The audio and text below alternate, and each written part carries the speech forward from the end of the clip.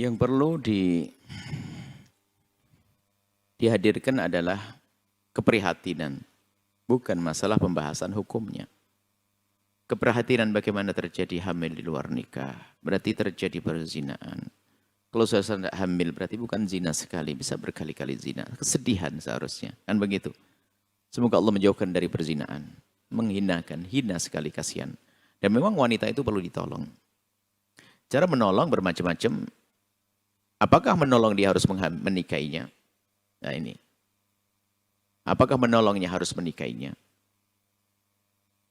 Kalau menolong bisa saja menempatkan dia di tempat yang mulia. Dan ingat juga, ini kesalahan sebagian orang tua. Kalau sudah tahu anak gadisnya dihamili sama orang, maka dikejar orang itu. Dengan bahasa yang sudah biasa di masyarakat, kau berbuat, kau bertanggung jawab. Ini orang tua gila kadang-kadang. Kenapa? Yang menghamili orang jahat kurang ajar. Akankah anaknya sudah terdolimi begitu langsung diserahkan kepada orang jahat itu? Ini gara-gara kalimat yang sudah di masyarakat. Kau berbuat, kau bertanggung jawab. Innalillah. Sudah jahat begitu mau dikasih putrinya. Baik. Maka yang perlu dipahami adalah bagaimana menyelamatkan anak gadis ini. Dia berat, dia beban, ada kandungannya.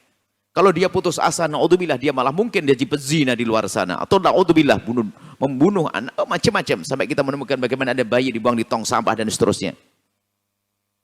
Kita perlu menolong. Yang jelas semuanya harus waspada. Hei wanita, jangan mudah tergoda dengan kaum pria. Hati-hati, zina ada pintu halal. Kenapa harus berzina?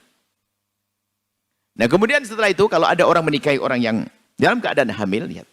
Kita bicara tentang madhab kita Imam Syafi'i. Bicara tentang madhab fikih. Madhab fikih. Sebab larangan menikah dalam madhab Imam Syafi'i adalah kalau laki-laki perempuan itu adalah punya suami atau dalam masa iddah. Atau hamil tapi punya suami. Jadi waktu orang hamil tidak boleh dinikahi karena bersuami. Sehingga dalam hamil itu dia masa iddah. Itu adalah iddah. Itu iddahnya masa menanti karena ada hubungannya dengan suaminya. Tapi jika wanita itu adalah tidak punya suami, maka lihat. Tidak ada iddah dalam madhab Imam Syafi'i. Berbeda dengan madhab Imam Ahmad bin Hanbal, lain cerita dalam hal ini. Ulatul ahmali itu ayyadna hamlahunna itu adalah kalau punya suami. Tapi untuk Imam Ahmad diambil sama. Jadi waktu orang hamil tidak boleh dinikahi. Pendapat Imam Ahmad sah.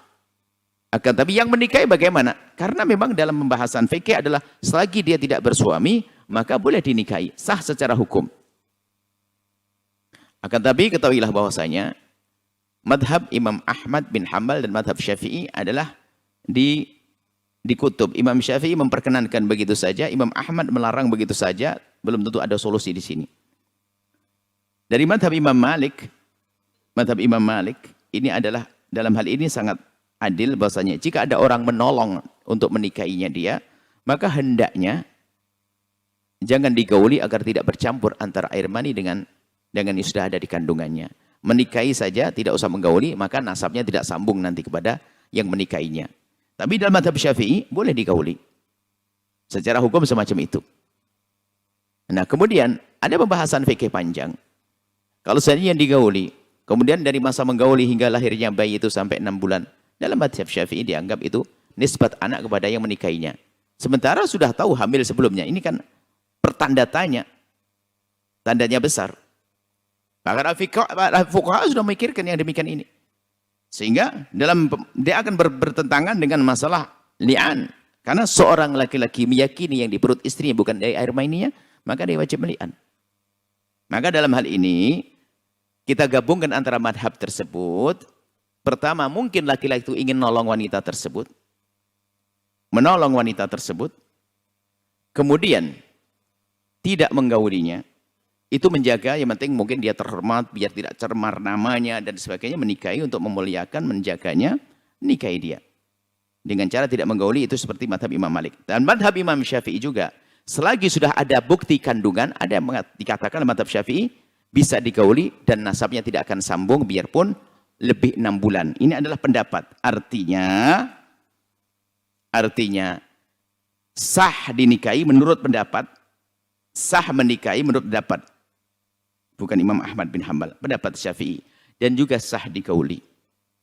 Dalam hal ini, dan tidak akan mansub, tidak akan sambung nasabnya kepada yang menikahi selagi itu bukan dari air maninya. Ya, ini jadi supaya saya ingin menyampaikan supaya tidak terjadi keributan. Jadi ustadz yang melarang menggauli itu adalah ada sandarannya juga supaya tidak bercampur aduk. Yang memperkenankan pun juga bersandarkan pemahaman. Tapi yang perlu difahami di sini bukan masalah boleh tidak boleh. Ikut mengatakan yang boleh juga boleh, yang mengatakan tidak boleh boleh. Yang penting adalah tujuannya itu loh jelas. Jangan sampai menikahi untuk manfaatkan kesempitan hanya untuk senang-senang saja, setelah itu mau dibuang, naudzubillah. Apalagi mungkin ada seorang perempuan yang sudah terjebak dalam kehamilan, kemudian dia bisa naudzubillah, mungkin seorang laki-laki niatnya jahat. Jadi ingat, hati-hati, perempuan itu perempuan yang dalam keadaan musibah, problem, harus ditolong. Kalau ada ingin menikahinya dalam rangka untuk menutupi aibnya, istimewa dia. Dan harus serius menutup aibnya. Serius menutup aibnya, sampai mati tidak akan kebongkar. Itu baru hebat dia. Usul menggauli, tidak menggauli, gampang ada pendapat tadi. Tujuannya apa dia menikahinya? Kalau menikahinya tujuan untuk menutup aibnya, adalah pekerjaan yang luar biasa, agar terhormat, keluarga yang terhormat. Janji dari Allah, melalui lisan Rasulullah, yang biasa menutup aibnya orang akan ditutup aibnya. Selamanya, biarpun nanti terjadi problem, gak usah diungkit. Dan serius dinikahi, sampai mungkin punya anak selanjutnya, mungkin. Karena orang bisa saja menjadi baik, biarpun semula pernah berzina. Jadi seperti itu, jadi tujuannya. Jadi yang mengatakan boleh menggauli, ada pendapat dalam mazhab Imam Syafi'i, ada pun mengatakan tidak, itu adalah mazhabnya Imam Malik, ada pun mengatakan tidak boleh dinikahi, ada mazhab Imam Ahmad bin Hambal. Jadi kita kasih gambaran tentang pendapat ini, biar memilih solusi yang paling tepat untuk menutup aibnya yang mana kira-kira. Bisa jadi tidak harus dinikahi, akan tapi bisa saja diarahkan ke sebuah tempat, dihormati dia, dikasih pemahaman dan sebagainya, lahir bayi tanpa ayah, tapi tidak harus diungkap. Ayahnya bisa saja diakukan dengan atas nama. Yang penting harus ada upaya, harus cerdas. Seorang ulama di dalam menyelesaikan problem ini, seperti itu. Jadi nggak usah bingung, yang penting tujuannya apa. Bukan untuk meres dia. Sebab ada orang mau menikahi meras. Untuk menutup. Aku nutup. Setelah itu habis nutup dikasih duit, bongkar juga. Na'udzubillah. Dan ini problem di masyarakat ini. Problem seperti ini. Akan tapi, kenapa para wanita tidak banyak mengambil pelajaran dari ini semuanya? Kejadian-kejadian ini banyak sekali terjadi. Karena kebodohan. Karena nuruti hawa nafsu. Nuruti syahwat. Dan semoga Allah menjaga kita semua daripada kehinaan-kehinaan itu. Wallahu a'lam bishawab.